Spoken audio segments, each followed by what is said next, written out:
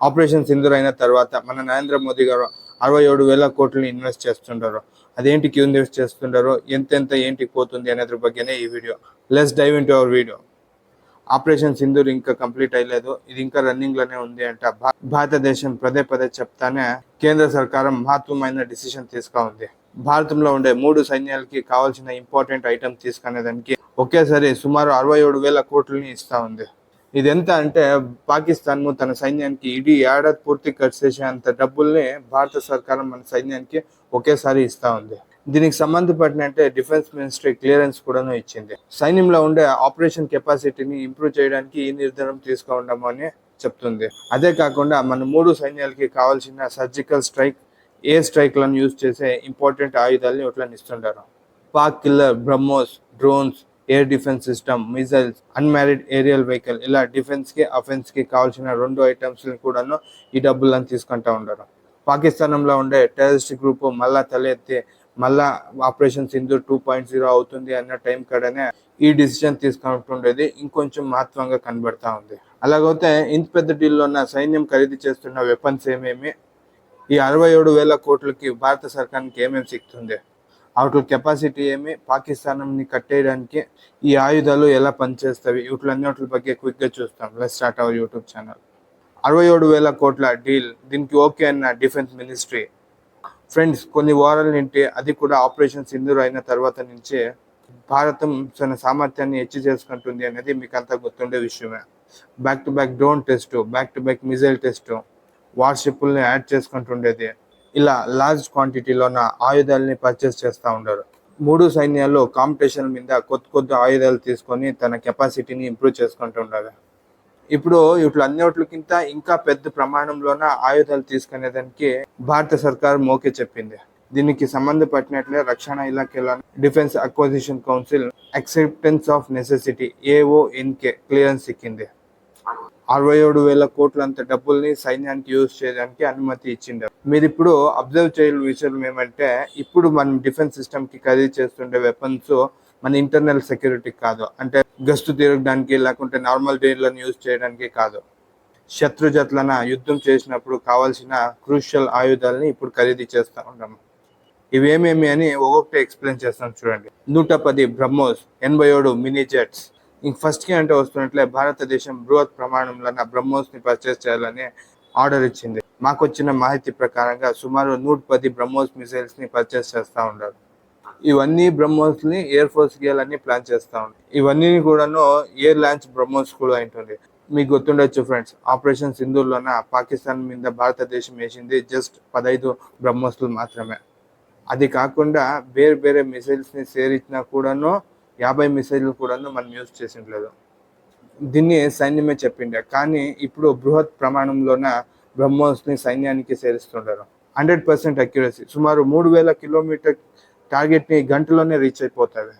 ఇవి పాకిస్తాన్ని సుమారు ఆల్మోస్ట్ అర్ధం భూ ప్రదేశాన్ని కవర్ చేసేస్తుంది.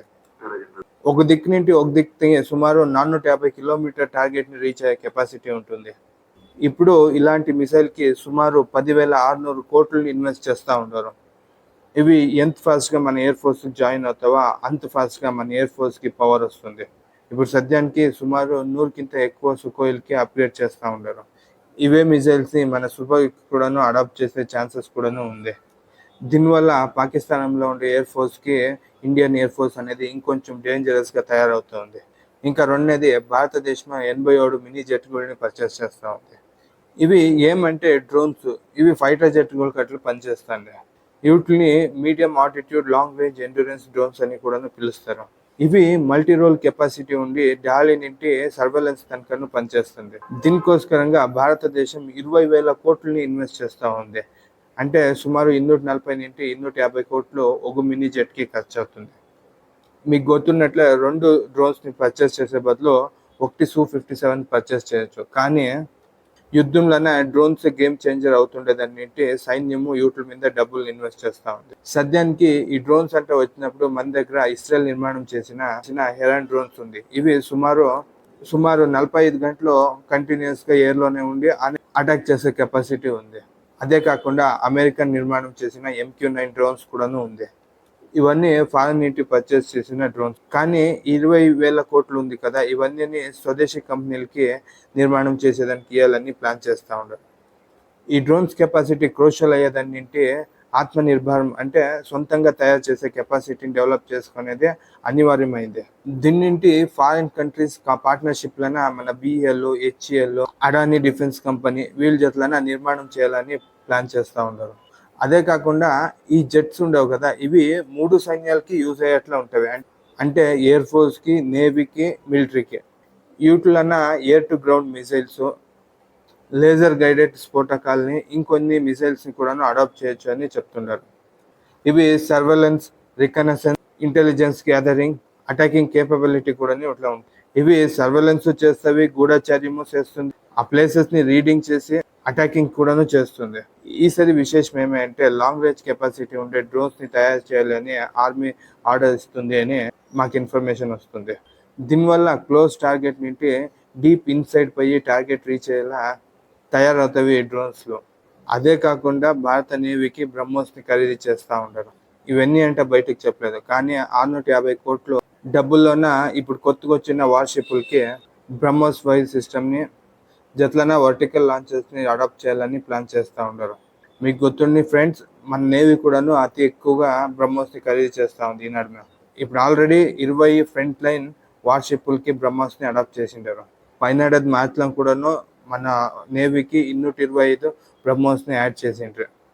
రీసెంట్ డేస్లోనే భారతదేశం బ్రహ్మోస్ మీద సుమారు 58,000 కోట్లని ఇన్వెస్ట్ చేసింది. సాంప్రదాయకంగా దాడి చేయడానికి భారతదేశం అతి ఎక్కువగా ఈ మిసైల్స్ యూజ్ చేస్తున్నట్లే 3 సైన్యానికి, ఎస్పెషల్లీ నేవీకి, ఇండియన్ ఎయిర్ ఫోర్స్ సిస్టమ్స్కి ఇది ప్రైమరీ ప్రిసిషన్ స్ట్రైక్ వెపన్ అయిపోయింది. ఇంకా భూ సైన్యానికోస్కరంగా స్పెషల్ ఇన్ఫంట్రీ వెహికల్స్ కూడాను ఖరీదు చేస్తూ ఉంటారు. వీటిలోన thermal vision base night vision technology కూడాను ఉంది. అంటే యుద్ధ వాహనంలోనే థర్మల్ ఇమేజింగ్ కెపాసిటీని అడాప్ట్ చేసింటారు. వాన, మంజు, పొగ ఉన్నప్పుడు సామాన్య కెమెరాలకి ఈజీగా ఇవి కనబడవు. దానివల్ల ఆపోనెంట్ పై చేయవచ్చు. దానివల్ల ఈ థర్మల్ కెమెరా ఆధారం మీద వాహనం పరిచే సైనికునికి పిక్చర్ ఈజీగా గుర్తవుతుంది. కన్నుకు కనపడుకున్నట్ల ఆప్టికల్ కెమెరాలు కనబడుకున్నట్లు ఉన్నా కూడాను ఈ థర్మల్ కెమెరాలు ఏంటి ఈజీగా ఆపోనెంట్ కనబడతాడు. అదే కాకుండా దేహంలో రిలీజ్ చేసే శాఖ ఆధారం మీద కూడాను ఇవి పిక్చర్ రిలీజ్ చేసి ఇస్తుంది. దానివల్ల ఈ పర్వతాల మధ్య మన సైన్యం పోరాడాలి అంటే ఇది క్రూషియల్ వెపన్ గా యూజ్ అవుతుంది. అదే కాకుండా అబ్రే అటాకింగ్ కేపబిలిటీ మీద ఇంక్రీజ్ చేయడం కాకుండా డిఫెన్సింగ్ కేపబిలిటీ ఇంప్రూవ్ చేయడానికోసరంగా పరాకోన్ డిఫెన్స్ సిస్టమ్ని అప్గ్రేడ్ చేస్తున్నారు. పరాకోన్ అనేది ఇజ్రాయెల్ నిర్మాణం చేసిన డిఫెన్స్ సిస్టమ్. వీటిని వార్షిప్కి అడాప్ట్ చేసిండారు. హైపర్సానిక్ మిసైల్ ముఖాంతరం మనకి దాడి చేయడానికి యూజ్ చేస్తే ఈ పాత డిఫెన్స్ సిస్టమ్ని యూజ్ చేస్తే అవ్వదు. దానికోసరంగా మన డిఫెన్స్ సిస్టమ్ని కూడాను అప్గ్రేడ్ చేసుకోవాలి. దానికోసరంగా ఈ కొత్త డీల్లోని కూడా వీటిని యాడ్ చేస్తూ ఉంటారు. అదే కాకుండా భూసేనలను యూజ్ చేసే స్పైడర్ యాంటీ క్రాఫ్ట్ మిసైల్ కూడాను అప్గ్రేడ్ చేస్తూ ఉంటారు. ఇది మన శత్రువు 15 కిలోమీటర్ దూరంలోనే ఉన్నప్పుడే దాన్ని రికగ్నైజ్ చేసి డిఫెన్స్ చేస్తుంది. అదే కాకుండా భారత్ చీనా బార్డర్లోన రేడార్ సిస్టమ్ కూడాను అప్గ్రేడ్ చేస్తూ ఉంటారు. దీనివల్ల మన శత్రువుల మూమెంట్స్ ಬಗ್ಗೆ రిపోర్ట్ వస్తూ ఉంటుంది. ఇది మనం ట్యాక్స్ మనీతో కట్టిన 67,000 కోట్లని మన నరేంద్ర మోదీ గారు మన సైన్యానికి ఇస్తుండే విధానం. ఈ వీడియో చేయడం ముఖ్య ఉద్దేశము, నేను చదివేటప్పుడు మన దేశం డెవలపింగ్ కంట్రీ, ఇప్పుడు కూడాను డెవలపింగ్ కంట్రీ. మన దేశం డెవలప్డ్ కంట్రీగా అవ్వలేకపోవడానికి మెయిన్ రీజన్ వచ్చేసి జనాల్లో దేశం ಬಗ್ಗೆ అవగాహన లేదు, జనాల్లో పీట్రోడిజం లేదు, జనాల్లో మనం కట్టుకున్న ట్యాక్స్ మనీ ఎలా యూజ్ అవుతుంది అంటే జనాలకి అవగాహన లేదు. ఈ అవగాహన ఇవ్వడానికే ఈ యూట్యూబ్ ఛానల్ని స్టార్ట్ చేశాను. నన్ను ప్రేరేపించిన సిబిఆర్ ప్రసాద్ గారికి ధన్యవాదాలు. నా పేరు శ్యామ్. నా యూట్యూబ్ ఛానల్ పేరు దేశం కోసం యూట్యూబ్ ఛానల్. ఈ వీడియో మీకు ఇన్ఫర్మేటివ్గా ఉంటే ఈ వీడియోని ఇంకొన్ని జనాలకి షేర్ చేయండి. Thank you.